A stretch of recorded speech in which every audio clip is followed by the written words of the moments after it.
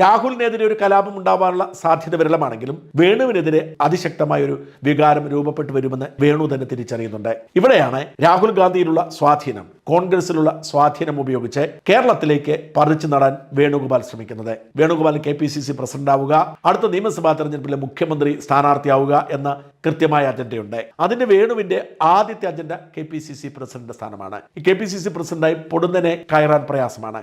അതുകൊണ്ട് വേണു TN പ്രതാപനിലൂടെ ആ സ്ഥാനത്തേക്ക് എത്താനുള്ള നീക്കം നടത്തുന്നു എന്നാണ് കോൺഗ്രസ് നേതാക്കൾ നൽകുന്ന സൂചന. അതുകൊണ്ടാണ് കെ സുധാകരനെ ഇപ്പോൾ പുറത്തു തന്നെ നിർത്തിയിരിക്കുന്നത്. വാസ്തവത്തിൽ തെരഞ്ഞെടുപ്പ് കഴിഞ്ഞപ്പോൾ കെ സുധാകരൻ ചുമതലയേൽക്കേണ്ടതാണ്. പക്ഷേ ഇതുവരെ അങ്ങനെ ഒരു ചർച്ച നടന്നിട്ടില്ല. റിസൾട്ട് വരട്ടെ എന്ന് പറഞ്ഞിരിക്കുന്നു. സുധാകരൻ കരുതുന്നു റിസൾട്ട് വരുമ്പോൾ താൻ KPCC പ്രസിഡന്റ് ആകുമെന്ന്. സുധാകരൻ തോറ്റാലും ജയിച്ചാലും സുധാകരൻ ആവേണ്ടതില്ല, പകരം TN പ്രതാപനെ ആക്കാം എന്നൊരു സമവായം രൂപപ്പെട്ടിട്ടുണ്ട്. TN പ്രതാപന് നഷ്ടങ്ങളുണ്ടായി, പ്രതാപനെ അംഗീകരിച്ച് മതിയാവൂ എന്നൊരു സഹതാപം ഉണ്ടാക്കും.